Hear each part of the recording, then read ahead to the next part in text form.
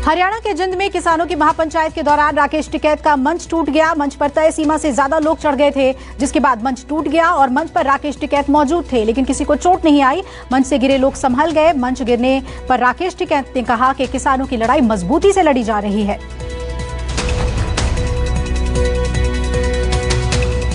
जिंद की महापंचायत में हजारों की संख्या में किसान पहुंचे। राकेश टिकैत के लिए किसानों ने नारेबाजी की। राकेश टिकैत का जबरदस्त स्वागत किया गया। हरियाणा के जिंद में जारी महापंचायत में तीनों कृषि कानूनों के खिलाफ प्रस्ताव पारित हुआ। इसमें कानून वापसी, एमएसपी, किसानों पर दर्ज केस वापसी की मांग की गई। किसानों की महापंचायत में राकेश टिकैत ने कहा, जब जब राजा डरता है तब तब किलेबंदी करता है। दिल्ली में किले लगाई जा रही हैं और हमें वो अपने खेतों में भी हम इसे लगाते हैं। राकेश टिकैत ने कहा कि अभी हमने बिल वापसी की बात की है, अगर गद्दी वापसी की बात हुई तो क्या करोगे?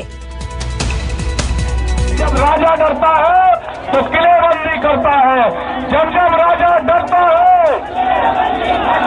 जब जब राजा डरता है, कटीले तार जो हम अपने खेतों में नहीं लगाते, वे वहां पर लगाए गए। हमने अभी बिल वापसी की बात करी है। सरकार कान खोल कर सुन ले, अगर इस नौजवान ने गद्दी वापसी की बात कर दी तो क्या करोगे?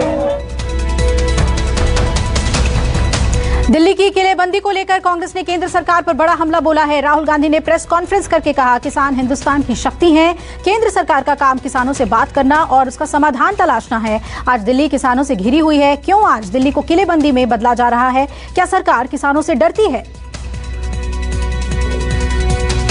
6 फरवरी को चक्का जाम के बहाने फिर हिंसा फैल सकती है। खुफिया रिपोर्ट ने अलर्ट जारी किया है। खुफिया अलर्ट मिलने के बाद दिल्ली पुलिस ने एहतियातन तगड़े सुरक्षा इंतजाम शुरू किए। सड़कों पर किले बिछाई गई और बैरिकेड पर कटीले तार लगाए गए। किसानों के विरोध प्रदर्शन को देखते हुए टिकरी बॉर्डर पर भी सुरक्षा कड़ी कर दी गई है। पुलिस ने कटीले तार लगाकर बैरिकेडिंग बढ़ा दी है और किसान आंदोलन को लेकर दिल्ली पुलिस पंजाब हरियाणा के मोस्ट वांटेड गैंगस्टर्स और उनके गुर्गों पर निगरानी रख रही है। सोशल मीडिया पर भी पैनी नजर है और 6 फरवरी को किसानों ने चक्का जाम का ऐलान किया है। पिछली हिंसा को देखते हुए पुलिस बॉर्डर पर ही किसानों को रोकने की तैयारी में है।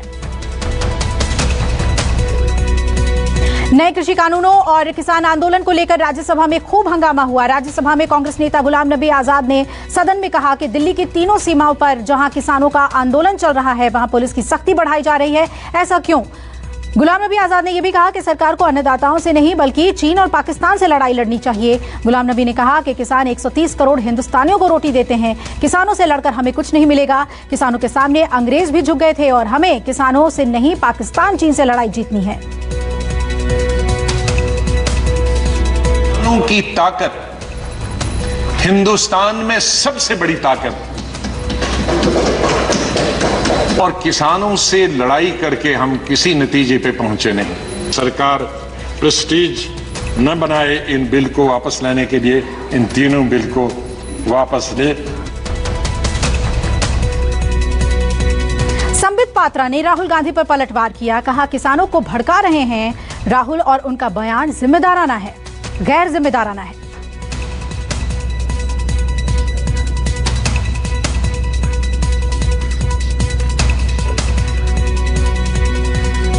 किसान आंदोलन पर ट्वीट कर रही अंतर्राष्ट्रीय सेलिब्रिटीज को विदेश मंत्रालय ने सख्त जवाब दिया है।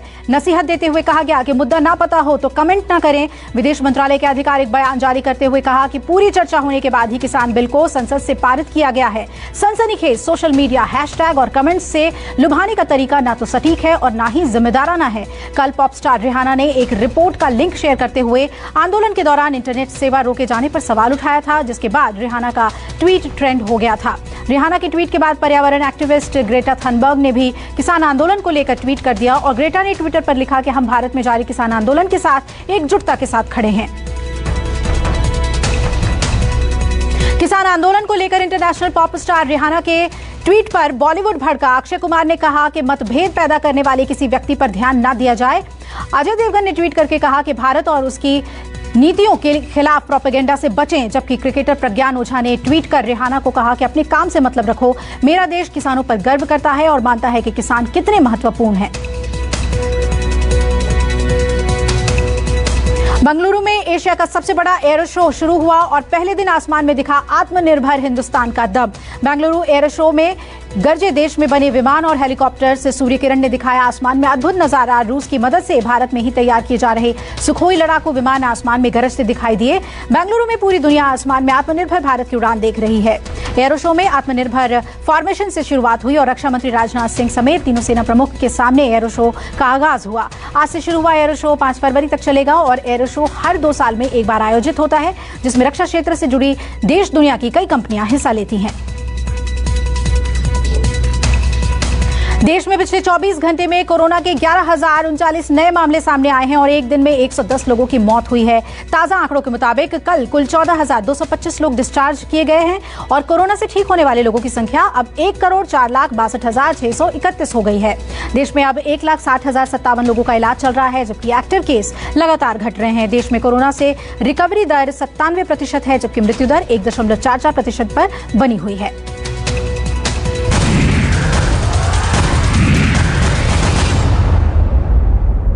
नमस्कार, मैं हूं मानक गुप्ता। अगर आपको हमारा ये वीडियो पसंद आया हो तो इसे लाइक और शेयर जरूर करें और हां, हमें सब्सक्राइब और फॉलो करना ना भूलें ताकि आप देश और दुनिया की कोई खबर मिस ना करें। तो जुड़े रहिए हमारे साथ और देखते रहिए न्यूज़ 24।